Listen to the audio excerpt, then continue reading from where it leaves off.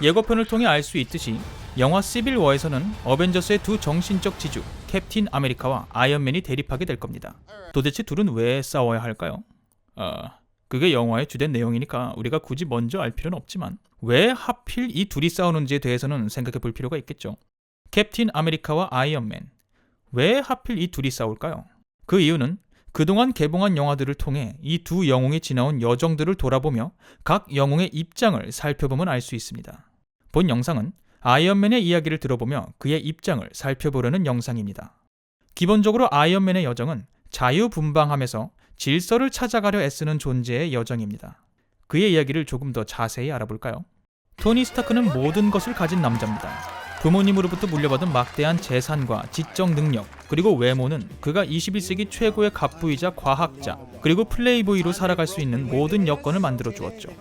미군에게 열심히 무기를 팔던 무기회사의 이 젊은 사장은 테러리스트에게 납치되어 죽을 뻔하는데 이때 자신이 만든 무기들이 테러리스트들에게 판매되고 있다는 사실을 알게 됩니다. 인정하고 싶지 않았던 죽음의 상인이라는 별명이 자신에게 꼭 들어맞는다는 걸 깨닫게 된 거죠. 토니의 깨달음과는 별개로 납치될 당시 터진 미사일의 파편이 토니의 몸속에 남아서 심장 쪽으로 움직이고 있었는데요. 같이 납치당해 있던 의사가 토니의 몸에 전자석을 박아놓고 파편들을 그쪽으로 끌어당기면서 그를 살립니다. 아이언맨의 상징적인 가슴의 빛이 이렇게 탄생한 거죠. 이 전자석에서 영감을 받은 토니는 납치시설에서 전자석 겸 원자로를 만들어 가슴에 박고 이 원자로로 움직이는 갑옷으로 중무장한 채 탈출에 성공합니다. 미국으로 돌아온 토니는 자신이 만든 무기가 미군을 죽이는 모습을 봤다면서 자신의 회사 스타크 인더스트리는 더 이상 무기를 만들지 않을 것이라고 선언합니다. 그리고는 어릴 적부터 가장 친한 친구였던 공군 대령 제임스 로드, 일명 로디를 찾아가 자신이 개발하려는 기술에 도움을 달라고 요청하죠. 하지만 제멋대로 무기 생산 중단을 선언한 친구가 제정신이 아니라는 생각에 로디는 토니의 요청을 거절합니다. 그렇게 홀로 최초의 아이언맨 슈트를 탄생시키는 토니 스타크. 그는 이를 이용해 세계 곳곳에 자기도 모르게 팔려나간 스타크 인더스트리의 무기들을 파괴하고 다닙니다. 전직 죽음의 상인으로서 이것이 자신의 임무라고 생각했던 거죠.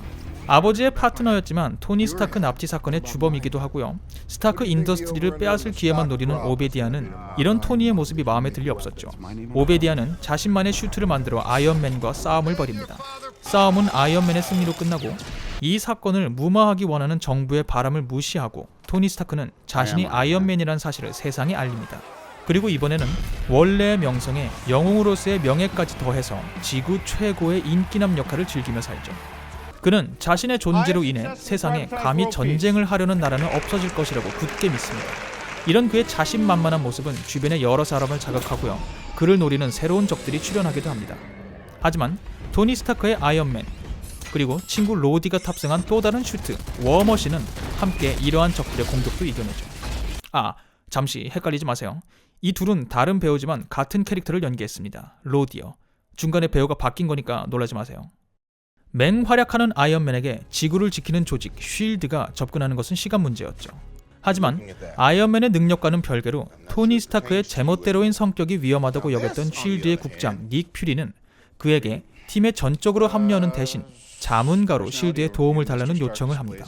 그리고 토니는 자신의 아버지와 2차 세계대전에서 함께 싸웠던 전설의 군인 캡틴 아메리카 스티브 로저스를 처음 만나게 됩니다. 토니의 눈에 스티브는 아버지에게 귀가 따갑도록 들었지만 막상 만나보니까 시대에 뒤처진 희한한 인물 이상도 이하도 아니었습니다. 죽음의 상인이었던 과거를 씻고 제 멋대로일지언정 자신의 방식대로 최선을 다해 평화를 지키려는 토니의 눈에 캡틴 아메리카는 군인이랍시고 규율과 질서만 강조하고 현실과 동떨어진 도덕심을 갖고 있는 답답한 인물이었기 때문이죠. 처음부터 이상한 낌새가 있는 소집이었기 때문에 비밀을 알아내고자 쉴드의 컴퓨터를 해킹하려고 하는 토니와 이를 이해하지 못하는 스티브는 언쟁을 벌입니다. 그리고 토니와 스티브는 각기 다른 방식으로 쉴드가 대량 살상 무기를 개발하고 있다는 걸 알게 되죠. 이를 두고 닉 퓨리를 추궁하려던 둘은 엉뚱하게도 서로가 언쟁을 주고받게 됩니다. 닉 퓨리를 비난하기 위해서 굳이 죽음의 상인이었던 자신의 과거를 들추는 캡틴이 토니는 못마땅할 수밖에 없었죠. 이는 무기를 팔았던 자신의 과거가 씻을래야 씻을 수 없는 과거이기 때문이기도 하고요. 또 자신은 철저히 좋은 일을 위해 무기를 개발했던 것이 사실이기 때문에 억울한 마음이 있기 때문이기도 할 겁니다. 어쨌든 공동의 적이 눈앞에 있었기 때문에 둘은 다시 갈등을 봉합하고 당시의 적 로키를 지구에서 쫓아냅니다. 하지만 이 일 이후로 토니는 불안장애에 시달립니다. 자기 혼자만 있어도 지구의 평화를 지킬 수 있다던 자신감이 외계인의 습격 앞에 한없이 작아지는 것을 목격했기 때문이죠. 죽을 힘을 다해 연구하고 노력하지 않으면 사랑하는 사람을 지킬 수 없을 것이라는 불안함과 외계의 존재 앞에서 아무리 잘나봐야 자신은 한낱 인간에 지나지 않는다는 무력감은 그를 아이언맨 슈트를 통해서만 평안을 얻는 미치광이로 만들어갑니다. 자신의 방식대로 모두를 구할 수 있다는 굳건한 믿음이 흔들리는 상황에서 토니가 할 수 있는 것은 닥치는 대로 아이언맨 슈트를 개발하는 것뿐이었죠. 다행히 로디의 적절한 도움과 스스로의 의지를 통해서 토니는 이 트라우마도 극복해냅니다. 그리고 아이언맨으로서의 정체성을 확실하게 다지죠. 이 과정에서 더 이상 그는 가슴의 원자로를 꽂고 살지 않아도 되게 됩니다. 또 시리즈를 거듭하면서 예쁜 여자만 보면 고개가 돌아가던 플레이보이에서 자신의 비서였고 현재는 연인 관계를 유지하고 있는 페퍼 포츠만 바라보는 사랑꾼으로 자리를 잡기도 합니다. 이처럼 아이언맨의 여정은 제멋대로 굴기 좋아하는 자유로운 존재가 시스템의 질서를 무시하고 살다가 여러 사건을 통해 자신의 한계를 느낀 뒤 친시스템적인 존재로 발전해 나가는 여정입니다. 자신만만하게 자신의 방식대로 세상을 지키겠다고 공언할 때마다 새로운 적이 나타나고 새로운 차원의 위협이 나타나는 것을 보면서 토니도 커다란 충격을 받았었겠죠. 그래서 아이언맨은 멋대로 활개치는 개개인보다는 잘 짜여진 시스템을 더 신뢰합니다.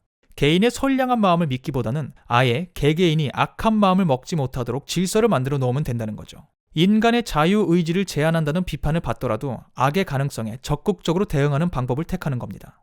이런 아이언맨의 모습은 영화 에이지 오브 울트론에서도 짧지만 적나라하게 드러납니다. 지구의 위협으로 다가온 울트론은 사실 토니 스타크가 어벤져스가 없는 세상을 꿈꾸며 만들어낸 인공지능이었습니다. 그동안 자신이 해왔던 실수들을 바로잡고 진정으로 영웅이 필요 없는 세상이 오기 위해서는 믿을 수 있는 인공지능으로 관리되는 강철 슈트 군단이 지구를 보호해야 한다는 것. 이것이 토니 스타크가 지구 평화를 위해 내린 최선의 결론이었습니다.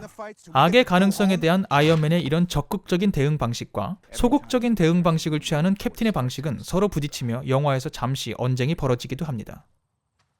어벤져스의 멤버들 중 그 누구보다 자유로운 영혼을 갖고 있지만 아이러니하게도 멋대로 튀는 개인보다는 잘 짜여진 시스템을 통해 질서를 유지하는 데 관심을 보이는 아이언맨. 아이러니하죠. 어벤져스 멤버들은 결국 울트론을 제거하는 데 성공합니다. 하지만 이 과정에서 소코비아라는 나라의 일부가 통째로 사라지고 말죠. 어벤져스 1에서는 뉴욕이 쑥대밭이 되기도 했었습니다. 앞서 말씀드렸듯이 시빌워에서는 어벤져스의 존재 의미와 이들이 가져오는 피해에 대해 심층적으로 다뤄질 것이며 아이언맨도 이에 대해 자신만의 해결책을 내놓을 겁니다. 어벤져스 역시 하나의 거대한 힘인 것은 사실이니까요. 캡틴 아메리카의 여정과 입장이 정리된 영상을 보고 오셨다면 이 둘의 결론이 정반대가 될 가능성이 높다는 것을 추측하실 수 있을 겁니다. 과연 아이언맨이 내놓는 해결책은 무엇일지 영화를 통해 확인해 봅시다. 캡틴 아메리카의 여정과 입장이 정리된 영상을 보고 싶으신 분들은 지금 오른쪽 위에 떠오르는 카드를 클릭하시거나 영상 마지막에 붙어있는 링크를 참조해주세요. 그럼 저는 다음번 다른 영상으로 다시 찾아뵙도록 하겠습니다. 감사합니다.